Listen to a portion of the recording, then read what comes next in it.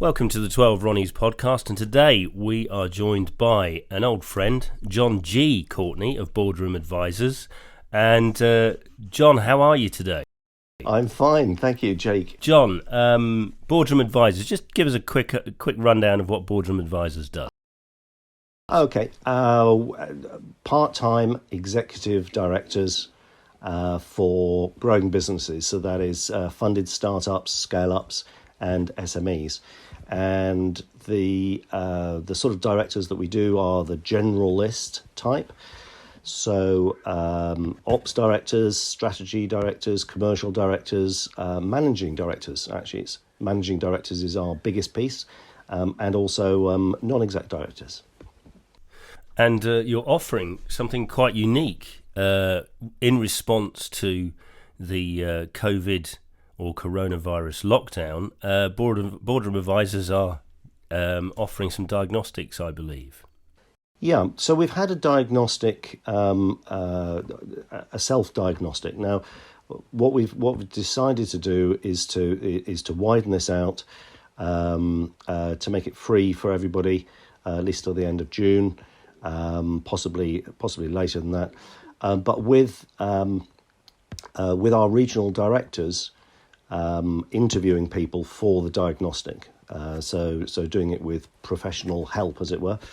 And the diagnostic covers three areas, and that is business strategy, marketing strategy, and sales strategy. Tripping over my strategies here. And the idea is really just to try and help prepare people for when coronavirus eases, when lockdown finishes, when life is starting to get back to normality. That businesses can use, if they have some spare time now, they can use that spare time to plan their strategies and be in better shape for when normality happens.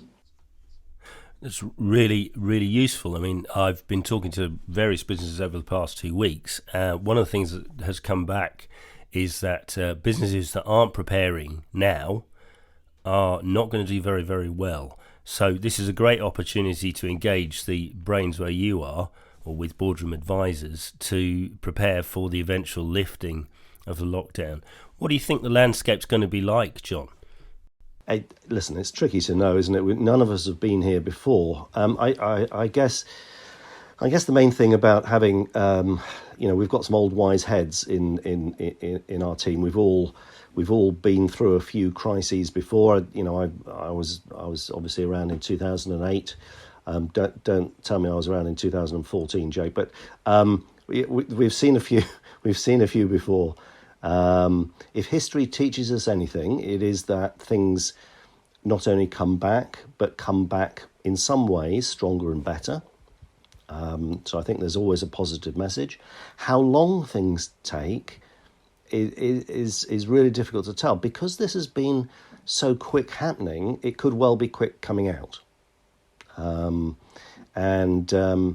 If that's the case, then we could be out of lockdown in or starting to come out of lockdown in 2 weeks, 3 weeks, certainly, May maybe they're talking about. And if people have time to plan, this is the time to be planning. Now it may take a lot longer. The things change when there's a crisis. In 2008, the immediate aftermath only lasted about 5 months. Happened in about the August, and then the other side of Christmas, suddenly things sprang back to life, and orders that had been shelved suddenly materialised again. So on the face of it, it only took 4 or 5 months to come good. The reality is some of the market took 10 years to come back. Things like house prices, they didn't plummet, but they kind of froze. But they froze at the same levels for very roughly 10 years. So actually they took a real downturn over that period of time. So, how long things are going to last, I don't know. All I know is that things will get better, and if you're going to plan for getting better, now's a good time to do it. So I've been talking to a couple of CEOs last week, one of whom sent 140 of his staff to work from home 2 to 3 weeks ago. And what's interesting is they have seen their work patterns are changing, but their efficiency and their ability to produce the work needed in some cases has got better. So do you think this is now a change in how companies are going to run from now on? Because one of the CEOs said, you're not going to get me to drive into the office more than 2 days a week from now on. What's your take on that, John? We're a virtual company. We have no offices. We're really used to doing this. There are lots of advantages from working virtually, working from home. I don't really think of it as working from home, because I'm not sitting in my living room reading a newspaper. I've got an office at home, and I'm just working from somewhere else. And there are lots of advantages to it. The lack of commute and so on. There's disadvantages too, and I've read reports of some people struggling. There's no water cooler to chat things through. Having meetings is very different. We all still have meetings, but they're meetings by Zoom or Skype or whatever, and those meetings do change. They kind of become more focused. I did a training session just before this call, an induction meeting for two new regional directors we have, and something that would have taken 3 hours took 2 hours, because it's just a bit more focused, and the chit chat, the making a cup of tea, these sort of things, they kind of get cut out. So things are more efficient. Are they more effective? I don't know. There are a lot of people, I think, struggling with not having an office. I don't see this as the end of the office. Perhaps more people might work 2 or 3 days a week from home. I think having an office to go into is nice. There may be a trend for people's offices becoming perhaps a bit more fun, perhaps a better place, a nicer place to go to. I've got an office, but I've also got a decking outside. And this morning I was out there. I wasn't sunbathing. I was working on the decking, but it's so much nicer than working inside when it's hot and sunny. Maybe instead of having Hawaiian shirt Friday, we will have naked Friday. People can. Let's hope not. I'm not planning that for a boardroom advisor, I can tell you. No, I would never assume that. There are other businesses where it would really work. I totally agree with you about offices becoming more fun. I mean, there's a great story in history of a viceroy of India being somewhat put out by the idea of a telegraph being put in place between London and Delhi, where he said, well, now those idiots in London can get involved in what I'm doing. So, these changes do come, and remember, telephones weren't always in offices before. People sent runners and stuff like that. So change is always happening. So one of my questions for you is, if somebody's, why should somebody be accepting your offer of free advice from a load of grey-haired guys who have been through the mill, made lots of mistakes and lots of successes? Why would anybody offer this, accept this offer, John? Well, listen, if they want to review their growth, their ability to grow coming out of the virus, and they want an experienced head to help them do it, and they want a clear process. The diagnostic is very carefully thought out. It's self-analysis of the strengths and weaknesses of the business, marketing and sales strategy within any company. So it's a process, and a guided process with experienced people. It's free. What is there to lose? Indeed. So does that include startups as well as established businesses, John? Sure. Yeah. Listen, we've said anything between 10 people and 1,000 people. If somebody's a bald startup, there's just a founder or a founder or 2 people or whatever.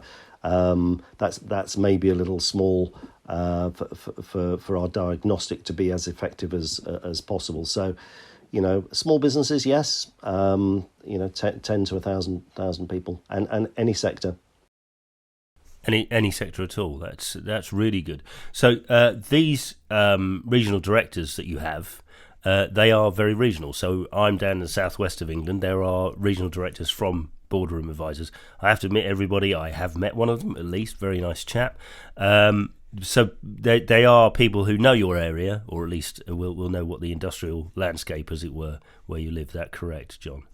Yeah, absolutely. So Damien, I think you've met, who's in Exeter, and we've got another one in South Wales, another one in Gloucestershire, another one in Liverpool and Manchester, and another one in Edinburgh, and two in London, one on the south coast, and Milton Keynes, Oxford. We've got 13, I think it is now, regional directors, and over 50 advisors. But it's the regional directors that would that would do this this call with companies. So just take me through how this diagnostic would take place. What's the process? Well, done by Zoom or Skype or some other similar platform, as I say, there's three sections to the questions. So it's kind of a guided diagnostic. That's the plan. And the regional directors will ask the questions from the diagnostic, and there'll be a brief discussion about them, and a grading, a self-diagnosis, self-grading of the various areas that the diagnostic covers, and marks from that. And at the end of the three sections, then there's a report, a personalised report that's created for every company, which highlights the main causes for concern and the areas to focus on, and also the main areas of strength as well. So it's a very personalised report. Provides that action plan at the end. These are the areas to work on in order to improve things coming out of coronavirus. So to get full value from this diagnostic, because I can vouch for Boardroom Advisors. They are very experienced individuals who've run successful businesses. What can a business do, or an owner do, to prepare before doing the diagnostic with you? Actually, very little. It's not a matter of preparation. It's a matter maybe of having an open mind, not overthinking it. Just having the call with the regional director. He or she will guide you through the questions, and mark it appropriately, and the company will get the report. It's not a matter of overthinking it at this stage. I think the thinking comes afterwards, when the areas of potential weakness or areas that could be improved, where there's a to-do list.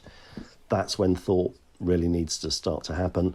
How exactly to address these areas, what to do moving forward.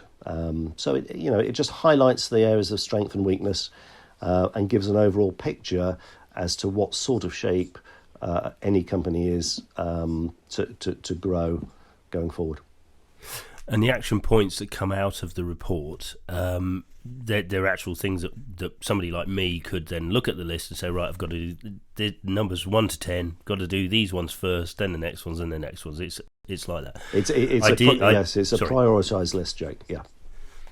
So ideally, going forward, I can action them myself, but naturally, a good idea would be to then engage with you guys further, to actually action to a more effective. Listen, happy to help, but the offer is free. If companies who aren't clients, if they want to implement this themselves, they want to get somebody else to implement it, that's entirely their choice. The service is free.